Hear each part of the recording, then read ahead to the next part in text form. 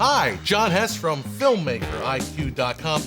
In my many lonesome travels through the web, touring regions of film discussion, the common meme among the more cantankerous and jaded seems to be the line that all Hollywood makes these days are comic book superhero movies. I'm so sick of comic book superhero movies. And being old and cantankerous myself, I thought I would write this diatribe on the leading cinematic question of our times. Is Hollywood making too many comic book superhero movies? The answer is, not really. Let's look at the numbers, shall we? And to define this genre, I am limiting it to movies based on a comic book with a classically defined superhero. Someone that dresses up and has superpowers, right? So anything Marvel and DC, that counts. But something like The Incredibles wouldn't, because it didn't start off as a comic book.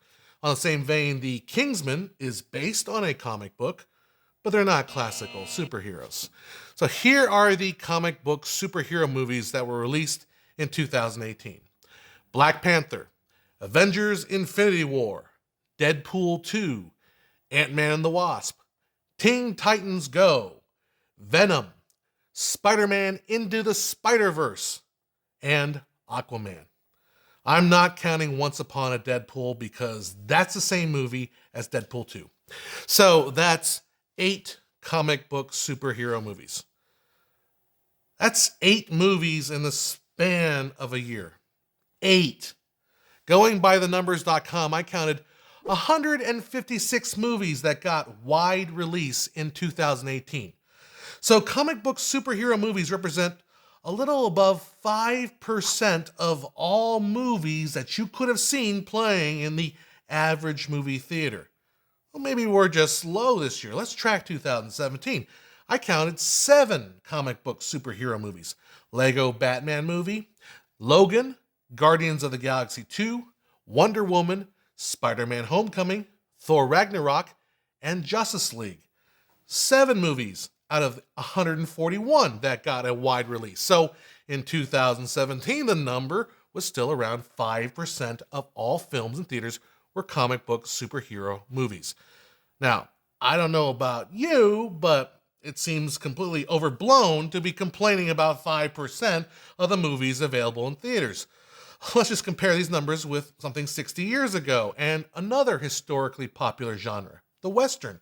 Going by Wikipedia's listing, I counted 285 American films released in 1958, of which 45 were Westerns.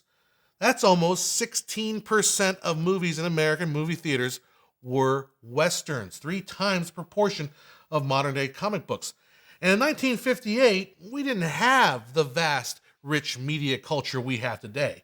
So given all the modern avenues of entertainment today, your Netflixes, Amazon Primes, Hulus, HBOs, Showtimes, and even YouTubes, and all the other independent or smaller movies that don't get a wide theatrical release, of which the United States produces about 700 movies per year, we're going to focus and complain about just 7 or 8 movies.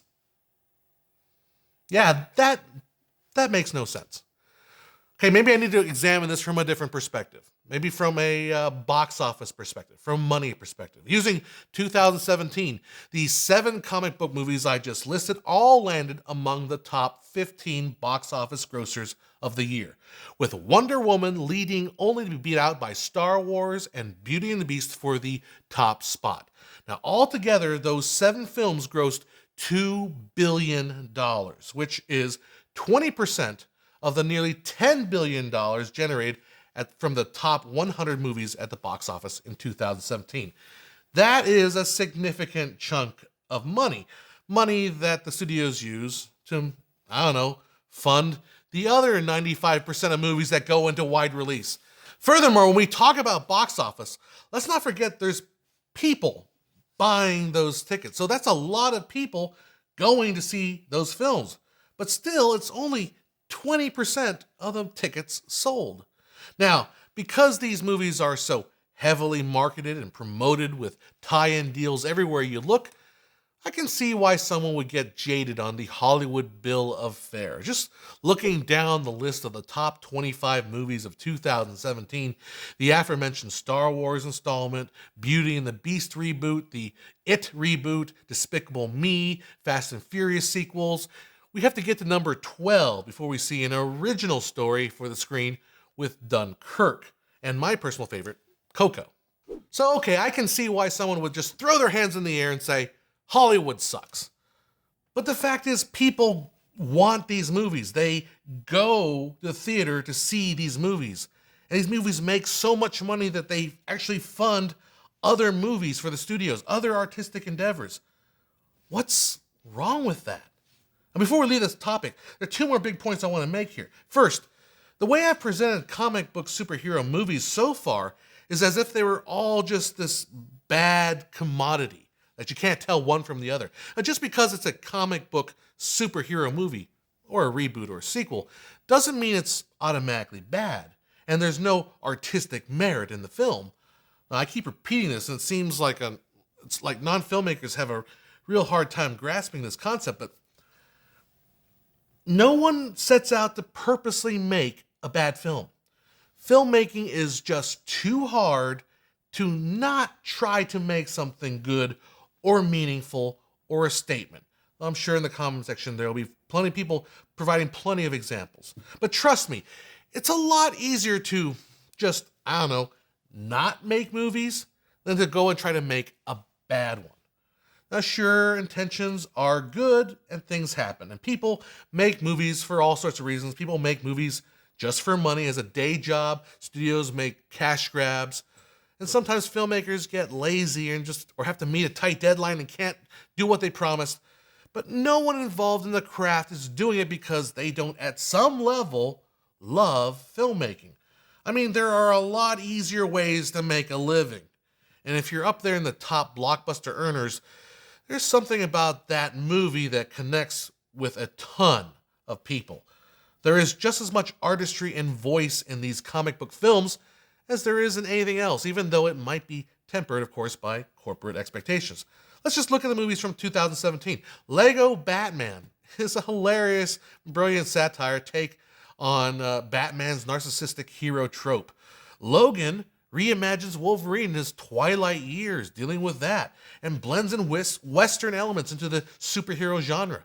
Wonder Woman showed a woman could headline a superhero film both in front of and behind the camera, echoed in 2018 with the phenomenal success of Black Panther, which promoted a historically underserved culture. And that's not to say that the 2 or 3 installments of the overarching Marvel Cinematic Universe don't have their own fun and charm. Spider-Man Homecoming was a blast, and so was Thor Ragnarok. Both films key to setting up the big operatic showdown in Infinity War of this year. Now, how is Marvel so much different from the serials of early film, except with exponentially more money and a longer release cycle? I mean, I even thought Justice League was okay. At least it was not as dreary as Bats versus Soups. Point is, there is quality in these movies, and it's totally unfair to deny their artistic and cultural merits. But I get maybe some of these movies are not your cup of tea. And to that, I say my second point. Take some personal responsibility. There were 8 comic book superhero movies in 2018. 8 in the entire year. If you can't name 8 other movies released in 2018 of the 150 some movies in wide release and additional 550 movies not getting wide release, that's your ignorance, not an oversaturation of one genre. Watch some of the other movies, or go back and watch some of the 700 American movies produced last year or the year before that, or dig through the films from the studio era, or dig through the silent films. Or let's not forget our friends around the world. Check out some world cinema. See what they're producing in Europe, in Australia, in India, and Hong Kong. There is absolutely no reason anyone today should be complaining about 8 superhero comic book movies in a year. Are they spending too much money on these tentpoles? Is the marketplace flooded? Are you a studio chief? If not, what do you care? Go watch something else, something you might end up loving. If you are sick of Hollywood making nothing but comic book movies and sequels and reboots, it's because you're not doing your job as a film consumer and seeking out new and original films.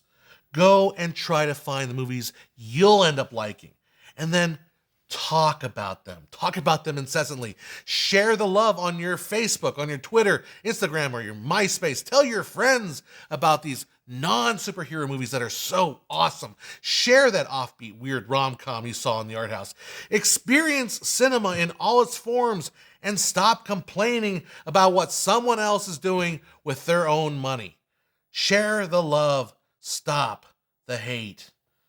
That's all I have from 2018. Hit that like button if you like this video. Don't forget to subscribe, ring that bell, consider patronizing us on Patreon. Thanks to our Filmmaker IQ A-team. You guys are awesome. And check out our merch store. If you didn't like this video, I can't think of a better way to insult me than to buy 100 shirts, wrap your one and only son in an official Filmmaker IQ cotton tee, and send him to a distant planet where the natural difference in sunlight energy will grant him the ability to fly. Now, leave a comment on what was your favorite non-superhero movie of 2018. If you don't have one, then I encourage you to check out what's playing at your local theater. I'm John Hess, and I'll see you at filmmakeriq.com.